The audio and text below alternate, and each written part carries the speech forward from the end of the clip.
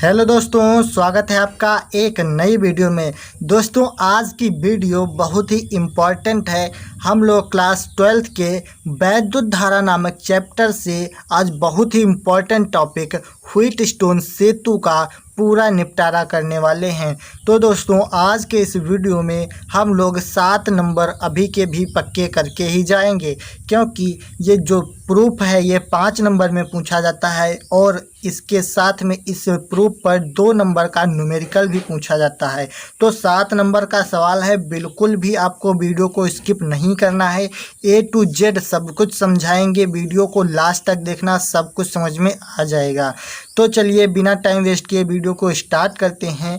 उससे पहले अगर आप लोग चैनल पर नए हो तो सब्सक्राइब कर लीजिए और वीडियो को लाइक कर दीजिए, क्योंकि इसी प्रकार का कंटेंट हमारे चैनल पर आपको मिलता रहता है। हम आपको 95% की तैयारी करवा रहे हैं, तो आप हमारे सारे वीडियोस को देखिए। A to Z आपको पूरी तैयारी हम करवाएंगे, ठीक है। तो चलिए वीडियो को स्टार्ट करते हैं। तो यहाँ पर सबसे पहले हम समझते हैं ये व्हीटस्टोन सेतु आखिर है क्या। हम तो जानते नहीं हैं, तो ये समझिए इसमें क्या है। 4 प्रतिरोध तो आप लोग जानते हैं, लगे दिखाई दे रहे हैं। तो इसमें ये होता है कि इसमें 4 प्रतिरोधों को श्रेणी क्रम में जोड़कर, ये श्रेणी क्रम में जुड़ा हुआ है, श्रेणी क्रम में जोड़कर एक चतुर्भुज बनाते हैं। चतुर्भुज कौन सा बनता है? ABCD चतुर्भुज बनता है, ठीक।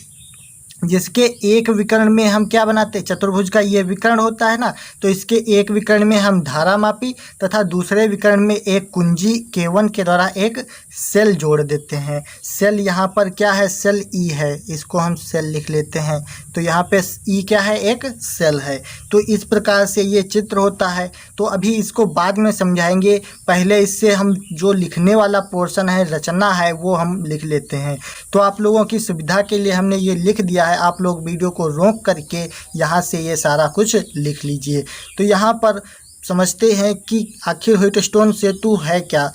तो इसको इंग्लैंड के वैज्ञानिक प्रोफेसर व्हीटस्टोन ने प्रतिरोधों की एक विशेष व्यवस्था का आविष्कार किया, जिसे व्हीटस्टोन सेतु कहते हैं। इंग्लैंड के वैज्ञानिक एक प्रोफेसर व्हीटस्टोन थे। उन्होंने प्रतिरोधों को एक सेल के द्वारा और एक धारामापी के द्वारा एक साथ समायोजित करने की एक व्यवस्था बनाई, जिसे उन्होंने अपना नाम दे दिया व्हीटस्टोन सेतु। क्योंकि उनका नाम था व्हीटस्टोन, इसलिए उन्होंने व्हीटस्टोन सेतु नाम रख दिया, ठीक। तो ये है व्हीटस्टोन सेतु। अब इसमें हम रचना क्या लिखते हैं, तो यहाँ पर हम चित्रानुसार इसकी रचना क्या लिखेंगे कि 4 प्रतिरोध PQRS चतुर्भुज ABCD की 4 भुजाओं के रूप में जुड़े हैं। अभी तो हमने समझाया था 4 प्रतिरोध PQRS चतुर्भुज ABCD की 4 भुजाओं के रूप में जुड़े हैं।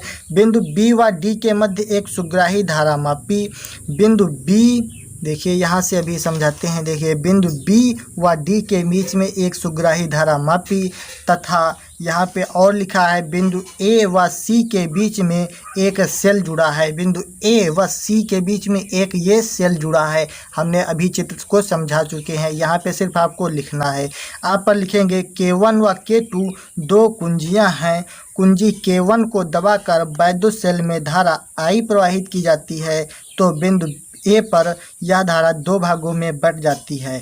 I1 धारा भुजा AB में और I2 धारा भुजा AD में प्रवाहित होती है। तो यहाँ पर एक समझने वाली बात है कि यहाँ से हम सेल से I धारा प्रवाहित करेंगे, जो ये बिंदु A पर यह धारा 2 भागों में बट जाएगी।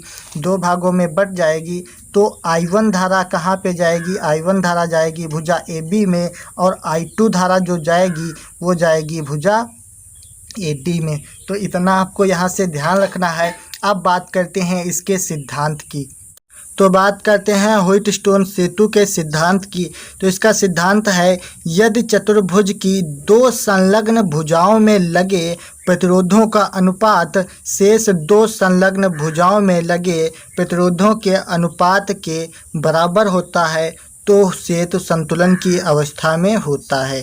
कहने का तात्पर्य यह है कि यहाँ पर P अपान क्या होता है? P अपान Q बराबर R अपान S अगर ये होगा तो सेतु संतुलन की अवस्था में होगा। तो यही हमको प्रूफ अभी सिद्ध करके दिखाना है।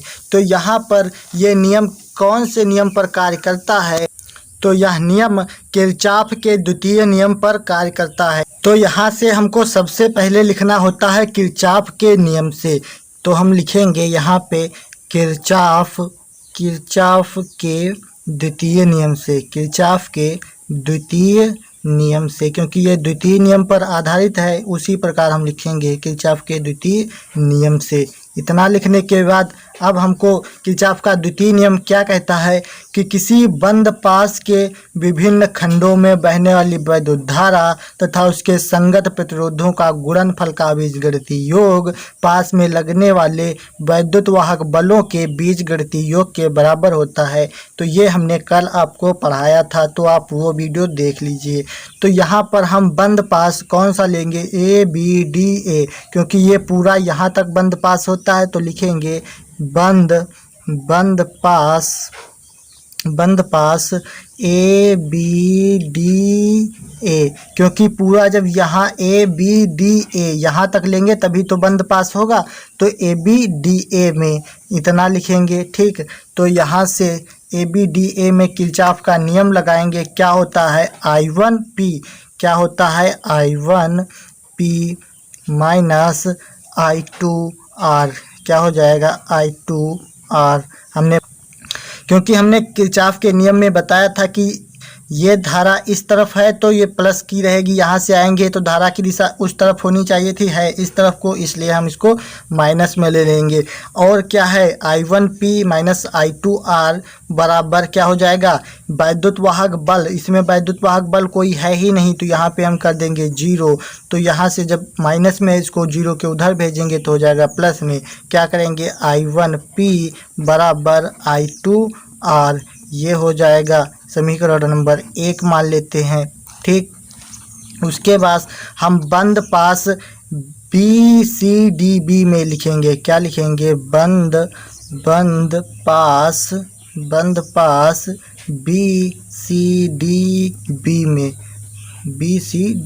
में, क्योंकि पहले हमने लिया ABDA में, ये पूरा बंद पास हो गया। अब हमने लिया BCDB में पूरा ये बंद पास, ठीक। तो इसमें जब हम लेंगे तो इसमें क्या लेंगे?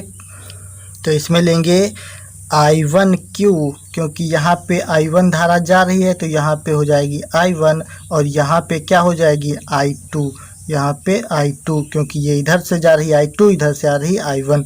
तो यहाँ पे हो जाएगा I1Q माइनस I2S, क्योंकि ये इस तरफ को आनी चाहिए थे, है इधर को, और आनी चाहिए थी इधर को, इसलिए इसको भी माइनस में लेंगे। क्या लेंगे? I2S बराबर 0, क्योंकि वैद्युत वाहक बल इसमें भी नहीं है।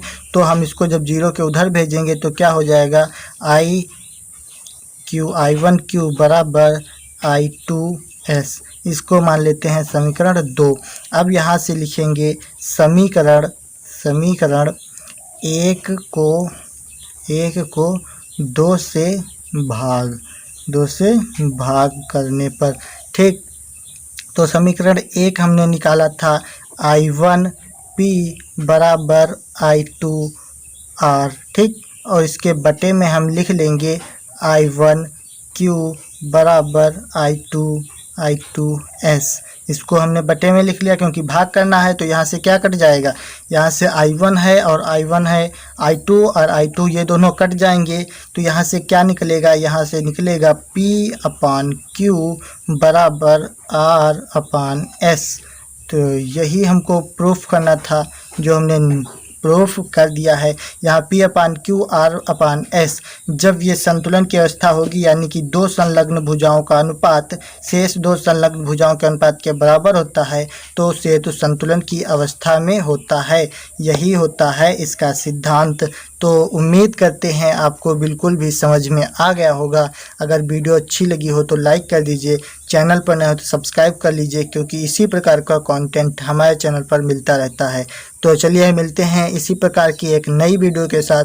तब तक के लिए जय हिंद, वंदे मातरम।